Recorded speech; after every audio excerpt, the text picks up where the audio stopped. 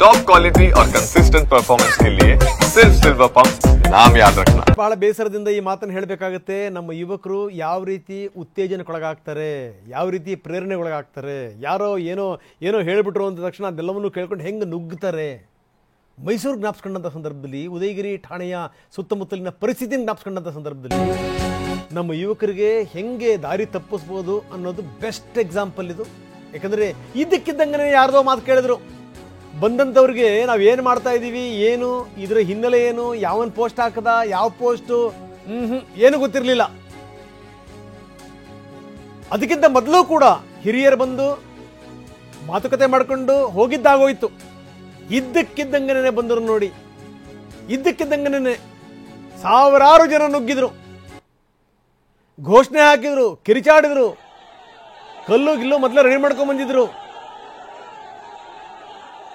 ಪೊಲೀಸರು ಅಂಗಲಾಚಿ ಕೇಳಿದ್ರು, ಕೈ ಮುಗಿದು ಕೇಳಿದ್ರು, ಗಲಾಟೆ ಮಾಡ್ಕೋಬೇಡಿ ಅಂತ. ಡಿಸಿಪಿ ಆ ಪೊಲೀಸ್ ಜೀಪನ್ನು ಹತ್ತಿ ರಿಕ್ವೆಸ್ಟ್ ಮಾಡ್ಕೊಂಡ್ರು, ಬೇಡ ಯಾವುದೇ ಕಾರಣಕ್ಕೂ ಈ ರೀತಿ ಮಾಡಬೇಡಿ ಅಂತ. ಬಂದಂಥವ್ರು ಕೇಳಬೇಕಲ್ಲ, ಏನಿದು, ಇದಕ್ಕೆ ಕಾರಣ ಯಾರು? ಯಾವನೋ ಒಬ್ಬ ಬಂದು ತಲೆ ತಿರುಕ ಒಬ್ಬ ಮಾತಾಡ್ದ, ಯುವಕರ ತಲೆ ಕೆಡಿಸ್ದ, ಯುವಕರ ತಲೆಯಲ್ಲಿ ಹುಳ ಬಿಟ್ಟ. ನೋಡಿ, ಡಿಸಿಪಿ ಜೀಪನ್ನು ಏರಿ ಹೇಳ್ತಾರೆ, ಗಲಾಟೆ ಮಾಡಬೇಡಿ, ಯಾವುದೇ ಕಾರಣಕ್ಕೂ ಗಲಾಟೆ ಮಾಡಬೇಡಿ, ನೀವು ಅಂದ್ಕೊಂಡಂಗೆ ಅಲ್ಲ ಅದು. ನೋಡಿ, ಪೊಲೀಸರನ್ನೇ ಅವರನ್ನೇ ಖುದ್ದು ಕೇಸನ್ನು ದಾಖಲಿಸ್ಕೊಂಡು ಆ ವ್ಯಕ್ತಿನ ಕರ್ಕೊಂಬಂದು ಸ್ಟೇಷನಲ್ಲಿ ಇಟ್ಕೊಂಡಂಥ ಸಂದರ್ಭದಲ್ಲಿ ಒಂದಿಷ್ಟು ಜನ ಹಿರಿಯರು ಬಂದು ಮಾತಾಡ್ಕೊಂಡು ಹೋದ ಮೇಲೂ ಕೂಡ ಈ ರೀತಿ ಯುವಕರು ನುಗ್ಗುತ್ತಾರೆ ಅಂತಂದರೆ, ಗಲಾಟೆ ಮಾಡ್ತಾರೆ ಅಂತಂದರೆ ಎಲ್ಲಿದೆ ನಮ್ಮ ಸಮಾಜ? ಎಲ್ಲಿಗೆ ಬಂದು ನಿಂತಿದ್ದೀವಿ ನಾವು? ಯುವಕರನ್ನ ನಮ್ಮ ದಾಳಗಳನ್ನಾಗಿ ಬಳಸ್ಕೊತೀವಲ್ಲ, ನಮಗೆ ಕ್ಷಮೆ ಇದೆಯಾ? ನಮಗೆ ಯುವಕರನ್ನ ಈ ರೀತಿ ಛೂ ಬಿಡ್ತೀವಲ್ಲ, ಕ್ಷಮೆ ಇದೆಯಾ ನಮಗೆ? ಮತ್ತೆ ಇನ್ನು ಕೆಲವರು ಪೊಲೀಸರ ಬಗ್ಗೆ ಅನ್ನೋದು, ಪೊಲೀಸರ ಕಾಮನ್ ಸೆನ್ಸ್ ಬಗ್ಗೆ ಮಾತಾಡೋದು. ಬಿಡಿ ಪೊಲೀಸರನ್ನ, ಪೊಲೀಸರಿಗೆ ಕೊಟ್ಟು ನೋಡಿ ಸ್ವಾತಂತ್ರ್ಯನ ಅಟ್ಟಾಡಿಸ್ತಾರೆ, ಹಂಗನೇ ಅಟ್ಟಾಡಿಸ್ತಾರೆ. ಬರೀ ರಾಜಕೀಯದ ಪ್ರಭಾವದಲ್ಲಿ ಬೆಂದು ಹೋಗಬೇಕು ಪೊಲೀಸರು, ರಾಜಕೀಯದ ಪ್ರಭಾವದಲ್ಲಿ ಕುಗ್ಗಿ ಹೋಗಬೇಕು ಪೊಲೀಸರು. ಅವರ ಉತ್ಸಾಹ, ಅವರ ಆರೋಗ್ಯ ಎಲ್ಲ ನೆಗೆದು ಬಿದ್ದು ಹೋಗಬೇಕು ನಿಮ್ಗಳ ಪ್ರಭಾವದಲ್ಲಿ. ಇನ್ನೇನು ಮಾಡ್ತಾರೆ ಪೊಲೀಸರು? ಮತ್ತೆ ಪೊಲೀಸರಿಗೆ ಬೈಯೋದು. ಈ ಪಾರ್ಟಿ ಹಿಂಗೆ ಸ್ಟೇಷನ್ನಿಗೆ ನುಗ್ಗಬಹುದು, ಗಲಾಟೆ ಮಾಡಬಹುದು ಅನ್ನುವಷ್ಟರ ಮಟ್ಟಿಗೆ ಯುವಕರನ್ನು ಬೆಳೆಸ್ತವ್ರು ಯಾರು? ಸಮಾಜಕ್ಕೆ ಸಂದೇಶ ಕೊಟ್ಟಿರೋರು ಯಾರು? ಇದೇ ದರಿದ್ರ ರಾಜಕೀಯ, ಇದೇ ದರಿದ್ರ ರಾಜಕಾರಣ. ಅದಕ್ಕೆ ಇವತ್ತು ಒಂದು ಸಣ್ಣ ಘಟನೆ ಆಗಂಗಿಲ್ಲ, ನುಗ್ಗುತ್ತಾರಂಗನೇ ಸಾವಿರಾರು ಜನ ಕೂಗಾಡ್ತಾರೆ, ಕಿರಿಚಾಡ್ತಾರೆ, ಘೋಷಣೆಗಳಾಗ್ತಾರೆ, ಕಲ್ಲು ತೂರ್ತಾರೆ, ಪೊಲೀಸ್ ಸ್ಟೇಷನ್ಗೂ ನುಗ್ಗುತ್ತಾರೆ. ಹೆಚ್ಚು ಕಡಿಮೆ ಆದರೆ ಪೊಲೀಸರ ಪ್ರಾಣನ ತೆಗಿತಾರೆ. ಶೇಮ್. ವ್ಯವಸ್ಥೆಗೆ ಒಂದು ಅವಮಾನ ಇದು. ಕಾನೂನು ಗಟ್ಟಿ ಇತ್ತು ಅಂತ ತಿಳ್ಕೊಳ್ಳಿ, ಕಾನೂನು ಮಗ್ಲು ಮುರಿಯುತ್ತೆ ಅಂತ ಗೊತ್ತಾಗಿದ್ದಿದ್ರೆ ಯಾಕೆ ಹಿಂಗೆ ನುಗ್ಗುತ್ತಾ ಇದ್ರು? ಯಾಕೆ ಹಿಂಗೆ ನುಗ್ಗುತ್ತಾರೆ ಹೇಳಿ? ಅವ್ರಿಗನ್ಸುತ್ತೆ ಯಾರೋ ನಮ್ಮನ್ನು ರಕ್ಷಣೆ ಮಾಡೋರಿದ್ದಾರೆ, ನಾವೇನು ಮಾಡಿದ್ರು ನಡೆಯುತ್ತೆ, ನಮ್ಗೆ ಯಾರು ಹೇಳೋರು ಕೇಳೋರಿಲ್ಲ, ನಾವು ಆಡಿದ್ದೆ ಆಟ, ಹೂಡಿದ್ದೆ ಲಗ್ಗೆ, ಬೇಕಾದ್ದು ಮಾಡ್ತೀವಿ, ಬೇಕಾದ್ದನ್ನು ಅರಗಿಸ್ಕೋತೀವಿ. ಈ ಮನೋಭಾವನೆ ಇದೆಯಲ್ಲ, ಈ ಮನೋಭಾವನೆ ಯುವಕರನ್ನ ಇಂಥ ಕೆಲಸಗಳಿಗೆ ತಳ್ಳುತ್ತೆ.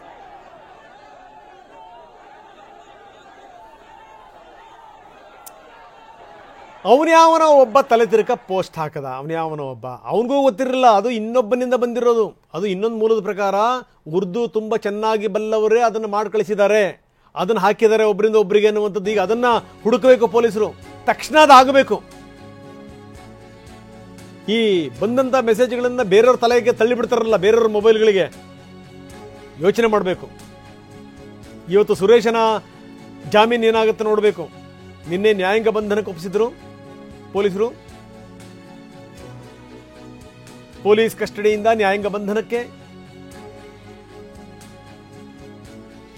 ಸತೀಶ್ ಅಲಿಯಾಸ್ ಪಾಂಡುರಂಗ ಒಂದು ದಿನದ ಮಟ್ಟಿಗೆ ಪೊಲೀಸ್ ಕಸ್ಟಡಿಗೆ ಕೊಟ್ಟಿದ್ರು ಜಡ್ಜ್. ಇವತ್ತು ಮುಗಿಯುತ್ತೆ. ಇವತ್ತೇನಾದರೂ ಜಾಮೀನು ಸಿಗುತ್ತಾ ನೋಡಬೇಕು. ಇವತ್ತಿಗೆ ಬೇಲಾದೇಶದ ತೀರ್ಪನ್ನು ಕಾಯ್ದಿರಿಸಿದ್ದಾರೆ ಎರಡನೆಯ ಸಿವಿಲ್ ನ್ಯಾಯಾಧೀಶರು.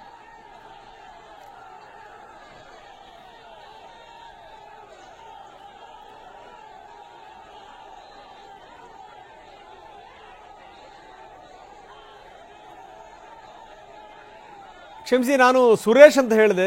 ಆ ಬಂಧನದಲ್ಲಿರುವಂಥ ವ್ಯಕ್ತಿ ಸತೀಶ್ ಅಲಿಯಾಸ್ ಪಾಂಡುರಂಗ. ಬನ್ನಿ, ಅವ್ರಿಗೆ ಸಂಬಂಧಪಟ್ಟಿರುವಂಥವ್ರೊಬ್ರು ಲಾಯರ್ ಮಾತಾಡಿದ್ದಾರೆ, ಏನು ಹೇಳ್ತಾರೆ ನೋಡೋಣ.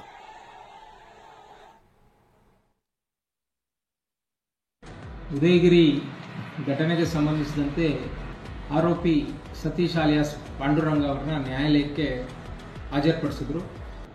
ಪ್ರಕರಣದ ಮೂಲ ವಸ್ತುವಾದಂಥ ಏನು ಮೊಬೈಲ್ ಅಂತ ಹೇಳ್ತಾರೆ, ಮೊಬೈಲನ್ನೇ ಸೀಸ್ ಮಾಡದೆ ಆರೋಪಿಯ ವಿರುದ್ಧ ಪ್ರಕರಣವನ್ನು ದಾಖಲಿಸಿರುವಂಥದ್ದು ಮತ್ತು ಯಾವ ಮಾಹಿತಿ ಆಧಾರದ ಮೇಲೆ ಪ್ರಕರಣವನ್ನು ದಾಖಲಿಸಿದ್ರು ಅನ್ನೋದಕ್ಕೆ ಯಾವುದೇ ಮೆಟೀರಿಯಲನ್ನು ಕೊಟ್ಟಿಲ್ಲ. ಈ ರೀತಿ ಪ್ರಕರಣ ಆರೋಪಿ ಮೇಲೆ ಆರೋಪಿಸಬೇಕು ಅನ್ನೋದಾದರೆ ಉದ್ದೇಶಪೂರ್ವಕವಾಗಿ ಆತ ಯಾವುದಾದರೂ ಧರ್ಮಕ್ಕೆ ಅವಹೇಳನ ಮಾಡಿರಬೇಕು ಅನ್ನುವ ಮೆಟೀರಿಯಲನ್ನು ನ್ಯಾಯಾಲಯದ ಮುಂದೆ ಹಾಜರುಪಡಿಸಬೇಕಾಗಿತ್ತು. ಆದರೆ ಯಾವುದೇ ರೀತಿ ಮೆಟೀರಿಯಲನ್ನು ಅವರು ನ್ಯಾಯಾಲಯದ ಮುಂದೆ ಹಾಜರುಪಡಿಸದೇ ಇರೋದ್ರಿಂದ ಈ ಪೊಲೀಸರ ಈ ಒಂದು ಒಟ್ಟಾರೆ ಏನು ನ್ಯಾಯಾಲಯದ ಮುಂದೆ ಪ್ರಕರಣಕ್ಕೆ ಸಂಬಂಧಪಟ್ಟಂತೆ ಹಾಜರುಪಡಿಸಿರುವಂತಹ ದಾಖಲೆಗಳನ್ನು ಪರಿಶೀಲಿಸಿ ನಾವು ವಾದವನ್ನು ಮಾಡಿ ನ್ಯಾಯಾಲಯಕ್ಕೆ ಇದು 299 ಬರೋದಿಲ್ಲ ಅಂತ ಹೇಳಿ ವಿಷಯವನ್ನು ಮನವರಿಕೆ ಮಾಡಿಕೊಟ್ಟು ಇದನ್ನು ಪರಿಗಣಿಸಿದ ನ್ಯಾಯಾಲಯ ಜಾಮೀನು ಅರ್ಜಿಯ ಮೇಲೆ ಆದೇಶವನ್ನು ಮಾಡಲಿಕ್ಕೆ ಕಾಯ್ದಿರಿಸಿದೆ. ಪ್ರಕರಣ ಮುಂದೂಡಲಾಗಿದೆ. ಆರೋಪಿಯನ್ನು ನ್ಯಾಯಾಂಗ ಬಂಧನಕ್ಕೆ ನೀಡಲಾಗಿದೆ. ಬನ್ನಿ, ನಮ್ಮ ಪ್ರತಿನಿಧಿ ರಾಮ್ ಮೈಸೂರಿನಿಂದ ನಮ್ಮೊಂದಿಗೆ ಈಗ ನೇರ ಸಂಪರ್ಕದಲ್ಲಿದ್ದಾರೆ. ರಾಮ್, ಬಹಳ ಗಮನಿಸಬೇಕಾದಂಥ ಸಂಗತಿ ನೋಡಿ, ಅದಕ್ಕಿಂತ ಮೊದಲು ಕೂಡ ಒಂದಷ್ಟು ಜನ ಹಿರಿಯರು ಬಂದು ಪೊಲೀಸರ ಹತ್ರ ಮಾತುಕತೆ ಮಾಡ್ಕೊಂಡು ಹೋಗಿದ್ರು. ಪೊಲೀಸರು ಕೂಡ ಎಲ್ಲ ವಿವರಗಳನ್ನು, ಘಟನೆಯನ್ನು ಎಲ್ಲವನ್ನು ಕೂಡ ವಿವರಿಸಿದ್ರು. ಜೊತೆಗೇನು ಅಂತಂದರೆ ಪೊಲೀಸರೇ ಅವರನ್ನೇ ಸ್ವಯಂ ಮೊಕದ್ದಮೆಯನ್ನು ದಾಖಲಿಸ್ಕೊಂಡು, ಕೇಸನ್ನು ದಾಖಲಿಸ್ಕೊಂಡು ಆ ವ್ಯಕ್ತಿನ ಹಿಡ್ಕೊಂಬಂದಿದ್ರು, ಕೂಡಿಸ್ಕೊಂಡಿದ್ರು. ಇದೆಲ್ಲ ಒಂದು ಭಾಗ. ಬಂದಂಥವರು ಕೂಡ ವಾಪಸ್ ಹೋಗಿದ್ರು. ಆದರೆ ಇದ್ದಕ್ಕಿದ್ದ ಹಾಗೇನೇ ಸುದ್ದಿ ಹಬ್ಬಿತು. ಈ ಕಾಡ್ಗಿಚ್ಚಿನ ರೀತಿಯಲ್ಲದು ವ್ಯಾಪಿಸ್ತು. ಬಂದಿರುವಂಥವ್ರಿಗೆ ನಾವು ಯಾಕೆ ಬಂದಿದ್ದೀವಿ, ಏನು ಎತ್ತ, ನಾವೇನು ಮಾಡ್ತಾಯಿದ್ದೀವಿ, ಹೋಗಲಿ ಅದು ಯಾವನಿಗೆ ಕಳಿಸ್ತಾ ಏನದು ಅದನ್ನು ನೋಡುವಂಥ ವ್ಯವಧಾನವೂ ಕೂಡ ಇರಲಿಲ್ಲ. ಬಂದರು, ಬರ್ತಿದ್ದಂಗೆ ಏಕಾಏಕಿ ಗಲಾಟೆ ಇಳಿದ್ರು, ಕಲ್ಲು ತೂರಿದ್ರು, ಮನಸ್ಸೋ ಇಚ್ಛೆ ಏನೇನು ಮಾಡಬೇಕೋ ಅದೆಲ್ಲವನ್ನು ಕೂಡ ಮಾಡಿದ್ರು. ದೇವರ ದೊಡ್ಡನು ಒಂದು ಚೂರು ಹೆಚ್ಚು ಕಡಿಮೆ ಆಗಿದ್ರೂ ಕೂಡ ಪೊಲೀಸರ ಪ್ರಾಣ ಉಳಿತಿರಲಿಲ್ಲ, ಸ್ಟೇಷನ್ನು ಉಳಿತಿರಲಿಲ್ಲ ಅಂಥ ಒಂದು ಸ್ಥಿತಿ. ನೋಡಿ, ಈಗ ನಾವು ಎಕ್ಸ್ಕ್ಲೂಸಿವ್ ದೃಶ್ಯಾವಳಿಗಳನ್ನು ತೋರಿಸ್ತಾ ಇದ್ವಿ. ರಾಮ್ ಒಂದು ಘಟನೆಯನ್ನಾಗಿ ಮಾತ್ರ ನೋಡಬಾರದು. ಅದು ಮುಂದಿನ ಅಪಾಯದ ಮುನ್ಸೂಚನೆ ಅನ್ನೋ ರೀತಿಯಲ್ಲಿ ನೋಡಿದ್ರೆ ಮಾತ್ರ ಈ ಸಮಸ್ಯೆಗೊಂದು ಪರಿಹಾರ ಸಿಗಲಿಕ್ಕೆ ಸಾಧ್ಯ. ಇಷ್ಟೊಂದು ಜನ ಬಂದಂಥ ಸಂದರ್ಭದಲ್ಲಿ ನಮ್ಮ ಈ ನಾಚಿಕೆ ಇಲ್ದಿರುವಂಥ ರಾಜಕಾರಣಿಗಳು ಯಾರೋ ಏನು ಗೊತ್ತಾ, ಈ ಬಾಲಕರು ಅಂತಾರಲ್ಲ, ಅವ್ರ ಕಣ್ಣಿಗೆ ಏನಾದರೂ ರೋಗ ತಗಲಿದೆಯಾ ಅಂತೇಳಿ ಅಂತ. ಇವರು ಬಾಲಕರ, ಇವರು ಸಾವಿರಾರು ಜನ ಈ ರೀತಿ ಸ್ಟೇಷನಿಗೆ ನುಗ್ಗುತ್ತಾರೆ. ಪೊಲೀಸರ ಬಗ್ಗೆ ಭಯ ಇಲ್ಲ, ಅವರಿಗೆ ಕಾನೂನಿನ ಬಗ್ಗೆ ಭಯ ಇಲ್ಲ ಅಂತಂತಂದರೆ ಏನ್ರಿ ಅರ್ಥ? ಎಲ್ಲಿ ಹೋಗ್ತಾ ಇದ್ದೀವಿ ನಾವು? ಏನು ಕತೆ ಇದು ರಾಮ್? ರಂಗನಾಥ್, ಖಂಡಿತವಾಗಿಯೂ ಉದಯಗಿರಿ ಪೊಲೀಸ್ ಠಾಣೆಯಲ್ಲಿ ಅವತ್ತು ರಾತ್ರಿ ನಡೆದಂತಹ ಘಟನೆ ಮತ್ತೆ ಭೀಕರತೆ ಯಾವ ರೀತಿ ಇತ್ತು, ಎಷ್ಟರ ಪರಿಣಾಮಕಾರಿಯಾಗಿತ್ತು ಅನ್ನೋದನ್ನ TV9 ಇವತ್ತು ವಿಡಿಯೋ ಸಮೇತವಾಗಿ ತೋರಿಸುವಂತ ಕೆಲಸವನ್ನ ಮಾಡ್ತಾ ಇದೆ. ಆ ವಿಡಿಯೋ ನಿಜವಾಗಿಯೂ ಬೆಚ್ಚಿ ಬೀಳಿಸ್ತದೆ. ಯಾಕಂದ್ರೆ ಸಾವಿರಾರು ಸಂಖ್ಯೆಯಲ್ಲಿ ಕ್ಷಣಾರ್ಧದಲ್ಲಿ ಪೊಲೀಸ್ ಠಾಣೆ ಮುಂದೆ ಜಮಾಯಿಸಿದ್ರು. ಎಲ್ಲರ ಕೈಗಳಲ್ಲೂ ಸಹ ಕಲ್ಲಿತ್ತು. ಜೊತೆಗೆ ತಲೆಯಲ್ಲಿ ಆ ಒಂದು ಧರ್ಮದ ಒಂದು ಅಫೀಮನ್ನ ಕೆಲವರು ತುಂಬಿ ಕಳಿಸಿದ್ರು. ಹೀಗಾಗಿ ಯಾರಿಗೂ ಕೇಳುವಂತ ವ್ಯವಧಾನ ಇರಲಿಲ್ಲ. ಅಲ್ಲಿದ್ದಂಥದ್ದು ಕೇವಲ 20ರಿಂದ 25 ಜನ ಪೊಲೀಸ್ ಮಾತ್ರ. ಖುದ್ದು DCP ಮುತ್ತುರಾಜ್ ಆ ಒಂದು ಪೊಲೀಸ್ ವಾಹನದ ಜೀಪ್ನ ಮೇಲೆ ನಿಂತ್ಕೊಂಡು ಅವರಿಗೆ ಪರಿಪರಿಯಾಗಿ ಮನವೊಲಿಸುವಂಥದ್ದು ಮತ್ತೆ ಆಗಿರುವಂತಹ ಘಟನೆ ಮತ್ತೆ ಆಗಿರುವಂತಹ ಪೊಲೀಸ್ನ ಆಕ್ಷನ್ಗಳನ್ನು ತಿಳಿಸುವಂತಹ ಕೆಲಸ ಮಾಡಿದ್ರು ಸಹ ಖಂಡಿತವಾಗಿಯೂ ಯಾರೂ ಕಿವಿಯಲ್ಲಿ ಕೇಳಿಸಿಕೊಳ್ಳುವಂತಹ ಪರಿಸ್ಥಿತಿಯಲ್ಲಿ ಇರಲಿಲ್ಲ. ಅವರೆಲ್ಲರೂ ಸಹ ಪೊಲೀಸರ ವಿರುದ್ಧ ತಿರುಗಿ ಬಿದ್ದಿದ್ರು. ಎಲ್ಲರೂ ಕಲ್ಲುಗಳನ್ನು ತೂರಾಟ ಮಾಡುವಂತಹ ಕೆಲಸವನ್ನ ಮಾಡ್ತಾ ಇದ್ರು. ಮತ್ತೆ ಅವರ ಮಧ್ಯದಲ್ಲಿ ದೃಶ್ಯಗಳಲ್ಲಿ ತಾವು ಗಮನಿಸಬಹುದು, ಅಲ್ಲಲ್ಲಿ ಪೊಲೀಸರು ಬೆರಳೆಣಿಕೆಯಷ್ಟಲ್ಲಿ ಕಾಣ್ತಾರೆ. ಕೈಯಲ್ಲಿ ಒಂದು ಲಾಠಿಯನ್ನ ಹಿಡಿದುಕೊಂಡು ಸಮಾಧಾನ ಮಾಡುವಂತಹ ಕೆಲಸವನ್ನ ಮಾಡ್ತಾ ಇದ್ರು. ಆದ್ರೂ ಸಹ ಯಾರೂ ಬಗ್ಗಿರಲಿಲ್ಲ. ಸಾಕಷ್ಟು ಅರ್ಧ ಗಂಟೆಗೂ ಹೆಚ್ಚು ಕಾಲ ಮನವೊಲಿಸುವಂತಹ ಕೆಲಸವನ್ನ ಮಾಡಿದ್ರು. ಯಾವಾಗ ಅದು ಸಾಧ್ಯವಾಗಲಿಲ್ಲ ಆಗ ಲಾಠಿಯನ್ನ ಬೀಸುವಂಥದ್ದು, ಅಶ್ರವಾಯುವನ್ನು ಪ್ರಯೋಗಿಸುವಂಥದ್ದು ಮತ್ತೆ ಬೇರೆ ಬೇರೆ ಠಾಣೆಗಳಿಂದ ಪೊಲೀಸರನ್ನ ಕರೆದು ಅದನ್ನ ನಿಯಂತ್ರಣ ಮಾಡುವಂತ ಕೆಲಸವನ್ನು ಮಾಡಿದ್ರು. ತಾವು ಹೇಳಿದಂತೆ ಖಂಡಿತವಾಗಿ ಇದು ಘಟನೆಯಾಗಿ ನೋಡೋದಲ್ಲ, ಮುಂದಿನ ಪರಿಣಾಮಗಳು ಭವಿಷ್ಯದಲ್ಲಿ ಇದು ಯಾವ ರೀತಿ ಅಪಾಯಕಾರಿ ಆಗ್ತದೆ. ಅವತ್ತು ಅದೃಷ್ಟ ಎಲ್ಲರದು ಚೆನ್ನಾಗಿತ್ತು, ಎಲ್ಲವನ್ನು ಸಹ ಪೊಲೀಸರು ಹತೋಟಿಗೆ ತರುವಂತ ಕೆಲಸವನ್ನು ಮಾಡಿದ್ರು. ಒಂದು ವೇಳೆ ಪೊಲೀಸರು ಸಹ ಕೈ ಚೆಲ್ಲಿ ಕುಳಿತಿದ್ರೆ ಖಂಡಿತವಾಗಿಯೂ ಬೆಂಗಳೂರಿನ DJ ಹಳ್ಳಿ KJ ಹಳ್ಳಿ ಅಂತ ಪರಿಸ್ಥಿತಿ ಮೈಸೂರಿಗೂ ಸಹ ಉದ್ಭವ ಆಗ್ತಾ ಇತ್ತು. ಪೊಲೀಸ್ ಠಾಣೆಗೆ ಬೆಂಕಿ ಹಚ್ಚುವಂತ ಕೆಲಸ ಸಹ ಆದ್ರೂ ಸಹ ಅಚ್ಚರಿ ಪಡಬೇಕಾಗಿಲ್ಲ. ಯಾಕಂದ್ರೆ ಅಲ್ಲಿದ್ದಂತ ಒಬ್ಬ ಆ ರೀತಿಯಂತ ಪ್ರಚೋದನೆಯನ್ನ ಮಾಡಿದ, ಆ ವಿಡಿಯೋವನ್ನು ಸಹ TV9 ತೋರಿಸ್ತು. ಅದರ ಅವಶ್ಯಕತೆ ಖಂಡಿತವಾಗಿಯೂ ಅಲ್ಲಿರಲಿಲ್ಲ. ಯಾಕಂದ್ರೆ ಆರೋಪಿಯನ್ನ ಅದಾಗಲೇ ಬಂಧಿಸಲಾಗಿತ್ತು, ಆತನ ಮೇಲೆ FIR ದಾಖಲಿಸಲಾಗಿತ್ತು, ಜೈಲಿಗೂ ಸಹ ಕಳಿಸುವಂತ ಕೆಲಸವನ್ನು ಮಾಡಿದ್ರು. ಆದ್ರೆ ಅಲ್ಲಿ ಆತ ಭಾಷಣ ಮಾಡಿದಂತವನು ಆತನನ್ನ ನಮ್ಮ ವಶಕ್ಕೆ ನೀಡಬೇಕು ಅಂತೇಳಿ ಸಾಕಷ್ಟು ಜನರನ್ನ ಅಲ್ಲಿರುವಂತವ್ರನ್ನ ಪ್ರಚೋದನೆ ಮಾಡುವಂತ ಕೆಲಸವನ್ನ ಮಾಡಿಬಿಟ್ಟಿದ. ಹೀಗಾಗಿ ಆ ಪರಿಸ್ಥಿತಿ ಕೈಮೀರಿ ಹೋಗಿತ್ತು. ಇದಾದ ನಂತರ ರಾಜಕಾರಣಿಗಳು ಸಹ ಆ ಪರಿಸ್ಥಿತಿಯನ್ನ ಅವಲೋಕಿಸಿ ಸಂಪೂರ್ಣ ಮಾಹಿತಿಯನ್ನು ಪಡ್ಕೊಂಡು ಮಾತುಗಳನ್ನ ಆಡಬೇಕಾಗಿತ್ತು. ಆದ್ರೆ ಎಲ್ಲೋ ಒಂದು ಕಡೆ ಆ ಕಲ್ಲು ಬೀಸಿದವ್ರನ್ನ, ಕಲ್ಲಿನ ತೂರಾಟ ನಡೆಸಿದಂತವ್ರನ್ನ ಸಮರ್ಥಿಸಿಕೊಳ್ಳುವಂತೆ, ಪರೋಕ್ಷವಾಗಿ ಸಮರ್ಥಿಸಿಕೊಳ್ಳುವಂತ ಹೇಳಿಕೆಯನ್ನ ನೀಡುವಂತದ್ದು, ಪೊಲೀಸರ ಮನೋಸ್ಥೈರ್ಯವನ್ನ ಕುಗ್ಗಿಸುವಂತ ಕೆಲಸಕ್ಕೆ ಮುಂದಾಗಿದ್ರು. ಖುದ್ದು ಗೃಹ ಸಚಿವರು ಇದಕ್ಕೆ ಬ್ರೇಕ್ ಹಾಕುವಂತ ಕೆಲಸವನ್ನ ಮಾಡಲಿಲ್ಲ. ಘಟನೆ ನಡೆದ 4 ದಿನಗಳ ನಂತರ ನಿನ್ನೆ ಬಂದು ಮಾಹಿತಿ ಪಡೆಯುವಂತದ್ದು, ಮತ್ತೆ ರಾಜಕೀಯ ಮಾಡಬೇಡಿ ಅಂತೇಳಿ ಮನವಿ ಮಾಡುವಂತ ಹೋಗುವಂತ ಕೆಲಸ ಮಾಡಿದ್ರು, ಖಡಕ್ ಆಗಿ ಹೇಳುವಂತ ಕೆಲಸ ಮಾಡಲಿಲ್ಲ. ಮತ್ತೊಂದು ಕಡೆ ಈಗ ಏನು ಆರೋಪಿ ಇದ್ದಾನೆ, ಆತನ ಇವತ್ತು ಜಾಮೀನು ಅರ್ಜಿ ಈಗಾಗಲೇ ವಾದ ಪ್ರತಿವಾದ ಆಗಿ ಇವತ್ತು ಆದೇಶಕ್ಕೆ ಬರ್ತದೆ. ಆತನಿಗೆ ಜಾಮೀನು ನೀಡಬೇಕಾ ಬೇಡವಾ ಅನ್ನೋದನ್ನ ನ್ಯಾಯಾಲಯ ನಿರ್ಧರಿಸಿದೆ. ಆದ್ರೆ ಸದ್ಯಕ್ಕೆ ಆರೋಪಿ ಪರ ವಕೀಲರು ಮಾಡಿರುವಂತಹ ಆರೋಪಗಳು ಈ ಒಂದು ಪ್ರಕರಣಕ್ಕೆ ರೋಚಕವಾದಂತಹ ಟ್ವಿಸ್ಟ್ ಅನ್ನ ತಂದು ಕೊಡ್ತಾ ಇದೆ. ಅವ್ರು ಹೇಳುವಂತದ್ದು, ಆರೋಪಿಗೆ FIR ದಾಖಲಿಸುವ ಮುನ್ನ ಆ ಮೂಲ ಏನು ಮೊಬೈಲ್ ನಲ್ಲಿ ಆ ಒಂದು ವಿವಾದಿತ ಪೋಸ್ಟರ್ ಹರಿದಾಡಿತ್ತು ಅಂತ ಹೇಳ್ತಿದ್ರೆ, ಆ ಮೊಬೈಲ್ ಅನ್ನೇ ಪೊಲೀಸರು ವಶಕ್ಕೆ ಪಡೆದುಕೊಂಡಿರಲಿಲ್ಲ. ಮತ್ತೆ ಆತ ಆ ಕೃತ್ಯವನ್ನು ಮಾಡಿದ್ದಲ್ಲ, ಫಾರ್ವರ್ಡ್ ಆಗಿ ಬಂದಂತದ್ದು. ತಾವೊಂದು ಮಾತನ್ನ ಹೇಳಿದ್ರಿ, ಖಂಡಿತವಾಗಿಯೂ ಉರ್ದು ಮತ್ತೆ ಅರಬಿಕ್ ಇಲ್ಲದಂತಹ ಅಕ್ಷರಗಳನ್ನ ಆತನಿಗೆ ಮಾಡಿಕೊಟ್ಟವರು ಯಾರು? ಯಾಕಂದ್ರೆ ಆತನಿಗೆ ಉರ್ದು ಬರೋದಿಲ್ಲ, ಅರಬಿಕ್ ಬರೋದಿಲ್ಲ, ಮತ್ತೆ ಅವು ದೈವ ವಾಕ್ಯಗಳು ಅಂತ ಗೊತ್ತಾಗಬೇಕಾದ್ರೆ ಆತ ಇಸ್ಲಾಂ ಅನ್ನ ಓದಿರ್ಬೇಕು, ಕುರಾನ್ ಅನ್ನ ಓದಿರ್ಬೇಕಾಗ್ತದೆ, ಇಸ್ಲಾಂ ಬಗ್ಗೆ ಮಾಹಿತಿನ ಪಡ್ಕೊಂಡಿರ್ಬೇಕಾಗ್ತದೆ. ಆದ್ರೆ ಆ ಆರೋಪಿಗೆ ವಿಚಾರಣೆ ವೇಳೆ ಅದು ಯಾವುದು ಗೊತ್ತಿಲ್ಲ ಅಂತ ಆಗಿದೆ. ಹೀಗಾಗಿ ಆ ಪೋಸ್ಟರ್ ಅನ್ನ ಸಿದ್ಧಪಡಿಸಿದಂತವ್ರು ಯಾರು, ಆತನ ಮೊಬೈಲ್ಗೆ ಫಾರ್ವರ್ಡ್ ಮಾಡಿದಂತವ್ರು ಯಾರು, ಇವೆಲ್ಲವನ್ನು ಸಹ ಅವಲೋಕಿಸಬೇಕಾಗ್ತದೆ. ಒಂದು ವೇಳೆ ಪೊಲೀಸರು ಮತ್ತೆ ಇಲ್ಲಿ ತಪ್ಪಿತಸ್ಥರಾಗಿ ನಿಲ್ತಾರೆ, ಆರೋಪಿಯ ಸಾಕ್ಷ್ಯಾಧಾರಗಳಿಲ್ಲದೆ FIR ಅನ್ನ ಒತ್ತಡಕ್ಕೆ ಮಣಿದು ಈ ರೀತಿಯಂತ ಗಲಾಟೆಗಳಿರ್ಬೋದು, ಅಥವಾ ಯಾರೋ ಫೋನ್ ಅನ್ನ ಮಾಡಿದ್ರು ಅಂತೇಳಿ ತತ್ಕ್ಷಣಕ್ಕೆ ಆ ಒಂದು ಸಮಸ್ಯೆಯನ್ನ ಬಗೆಹರಿಸಬೇಕು ಅಂತೇಳಿ FIR ದಾಖಲಿಸಿದ್ರೆ ಕಾನೂನಿನ ಮುಂದೆ ಮತ್ತೆ ಪೊಲೀಸರು ಉತ್ತರವನ್ನು ಕೊಡಬೇಕಾಗ್ತದೆ. ಹೀಗಾಗಿ ಸಂಪೂರ್ಣವಾಗಿ ಈ ಒಂದು ಪ್ರಕರಣದಲ್ಲಿ ಪರಿಸ್ಥಿತಿಯನ್ನ ನಿಭಾಯಿಸಿದಂತಹ ಪೊಲೀಸರೇ ಮತ್ತೆ ಟಾರ್ಗೆಟ್ ಆಗ್ತಾರೆ. ಮುಂದಿನ ದಿನಗಳಲ್ಲಿ ಖಂಡಿತವಾಗಿ ಎಲ್ಲ ಬ್ಲೇಮ್ಗಳು, ಅಂದ್ರೆ ಎಲ್ಲ ಆರೋಪಗಳು ಸಹ ಪೊಲೀಸರ ಮೇಲೆ ಬಂದಿರ್ತದೆ. ತಾವು ಒಂದು ಮಾತನ್ನ ಸೂಕ್ತವಾಗಿ ಹೇಳಿದ್ರಿ, ಪೊಲೀಸರಿಗೆ ಫ್ರೀ ಹ್ಯಾಂಡ್ ಅನ್ನ ಕೊಟ್ರೆ, ಸಂಪೂರ್ಣ ಸ್ವತಂತ್ರವನ್ನ ಕೊಟ್ರೆ ಇಂತಹ ಘಟನೆಗಳು ಮರುಕಳಿಸುವುದಿಲ್ಲ. ಮತ್ತೆ ಇಲ್ಲಿದ್ದಂತಹ ಗುಂಪಿನ ಯಾರೂ ಸಹ ಪೊಲೀಸ್ ಠಾಣೆಯ ಹತ್ರ ಬರೋದಕ್ಕೂ ಸಹ ಹೆದರ್ತಾರೆ. ಕಲ್ಲಿಡಿಯೋದು ದೂರ ಇರಲಿ, ಪೊಲೀಸ್ ಠಾಣೆಯ ಬಳಿಯೂ ಸಹ ಸುಳ್ದಾಡೋದಿಲ್ಲ. ಆದರೆ ಈ ಒಂದು ಪರಿಸ್ಥಿತಿಗೆ ನಮ್ಮ ವ್ಯವಸ್ಥೆ ಬಿಡೋದಿಲ್ಲ. ಎಲ್ಲೋ ಒಂದು ಕಡೆ ರಾಜಕೀಯ ಒತ್ತಡಗಳು, ಪ್ರಭಾವಿಗಳ ಒತ್ತಡಗಳು, ಇವೆಲ್ಲವೂ ಸಹ ಪೊಲೀಸರ ಕೈಯನ್ನ ಕಟ್ಟಿ ಹಾಕಿದೆ. ಕೊನೆಗೆ ಪೊಲೀಸರೇ ಸಹ ತಪ್ಪಿತಸ್ಥರಾಗಿ ನಿಲ್ಲುವಂತಹ ಪರಿಸ್ಥಿತಿ ಸಾಕಷ್ಟು ಪ್ರಕರಣಗಳಲ್ಲಿ ಆಗಿದೆ. ಮೈಸೂರಿನ ಉದಯಗಿರಿ ಪೊಲೀಸ್ ಠಾಣಾ ಪ್ರಕರಣದಲ್ಲೂ ಸಹ ಇದೇ ರೀತಿಯಂತಹ ಪರಿಸ್ಥಿತಿ ನಿರ್ಮಾಣ ಆಗೋದ್ರಲ್ಲಿ ಯಾವುದೇ ಅಚ್ಚರಿ ಇಲ್ಲ. ಆದ್ರೆ ಆ ಒಂದು ವಿಡಿಯೋನ ಏನು ಇವತ್ತು TV9 ತೋರಿಸ್ತಾ ಇದೆ, ಸಾವಿರಾರು ಸಂಖ್ಯೆಯಲ್ಲಿ ಪೊಲೀಸ್ ಠಾಣೆ ಮುಂದೆ ನಿಂತಿದ್ರು, ಯಾವ ಕಾರಣಕ್ಕಾಗಿ ನಿಂತಿದ್ರು, ಏನದರ ಅರ್ಥ ಇತ್ತು, ಮತ್ತೆ ಯಾರು ಇದನ್ನ ನಿಲ್ಲಿಸಿದವರು, ಇದ್ರ ಬಗ್ಗೆ ಸಮಗ್ರ ತನಿಖೆ ಆಗಬೇಕು. ಮುಂದೆ ಈ ರೀತಿಯಂತ ಘಟನೆ ಆಗದಂತೆ ನೋಡ್ಕೊಂಡ್ರೆ ಮಾತ್ರ ಈ ರೀತಿ ಘಟನೆ ಆದಂತ ಸಂದರ್ಭದಲ್ಲಿ ಮಾತನಾಡುವಂತ ಮಾತುಗಳಿಗೆ ಅರ್ಥ ಬರ್ತದೆ.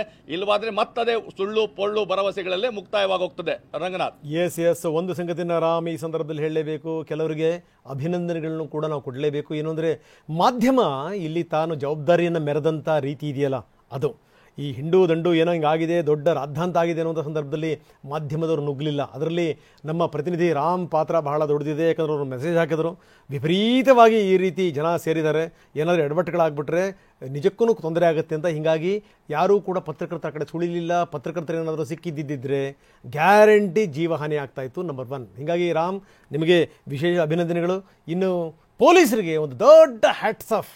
ಯಾಕಂದರೆ ಜೀಪ್ ಮೇಲೆ ನಿಂತು ಅದನ್ನು ನಿಭಾಯಿಸಿದಂಥ ರೀತಿ ಇತ್ತಲ್ಲ, ಅದು ಕಾಮನ್ ಸೆನ್ಸ್ ಬಗ್ಗೆ ಮಾತಾಡ್ತಾರೆ. ಕಾಮನ್ ಸೆನ್ಸ್ ಇದೆಯೇನ್ರಿ ಕಾಮನ್ ಸೆನ್ಸ್ ಬಗ್ಗೆ ಮಾತಾಡುವಂಥವ್ರಿಗೆ?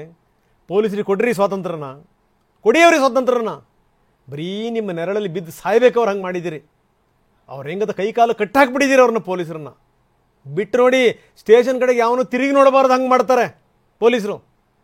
ಏನು ವರ್ಷಕ್ಕೊಂದೊಂದ್ಸರಿ ಅವ್ರನ್ನ ಎತ್ತಂಗಡಿ ಮಾಡಿಬಿಡ್ತೀರಿ. 6 ತಿಂಗಳಿಂದ ಅವ್ರ ಪ್ರಿಪ್ರೇಷನ್ ಶುರುವಾಗುತ್ತೆ. ಟ್ರಂಕು ಗಂಟು ಮೂಟೆ ಕಟ್ಕೊಂಡು ರೆಡಿಯಾಗಿರ್ಬೇಕು ಅವರು. ಈ ರೀತಿ ಪೊಲೀಸ್ ವ್ಯವಸ್ಥೆನ ಕಟ್ಟಿ ಹಾಕಿ ಮತ್ತೆ ಪೊಲೀಸರ ಕ್ಷಮತೆ ಬಗ್ಗೆ ಮಾತಾಡೋದು ನಾಚಿಕೆಡಿನ ಸಂಗತಿ ಇದು. ನಿಜಕ್ಕೂ ಈ ಪೊಲೀಸರಲ್ಲಿ ಮಾಡಿರುವಂಥ ಕೆಲಸ ಇದೆಯಲ್ಲ, ಪೊಲೀಸರಿಗೆ ಒಂದು ದೊಡ್ಡ ಹ್ಯಾಟ್ಸ್ ಆಫ್. ಕೊನೆಯದಾಗ ಒಂದು ಮಾತನ್ನು ಹೇಳಲೇಬೇಕು ನಾನು. ಇಂಥ ಘಟನಾವಳಿಗಳನ್ನು ಆರಂಭದಲ್ಲೇ ಚಿವುಟ್ಲಿಲ್ಲ ಅಂತಂತಂದರೆ ಮುಂದೆ ಸಮಾಜಕ್ಕೆ ಒಂದು ದೊಡ್ಡ ಕಂಟಕ ಕಾದಿದೆ. ಅದನ್ನು ಜ್ಞಾಪಕ ಇಟ್ಕೋಬೇಕು.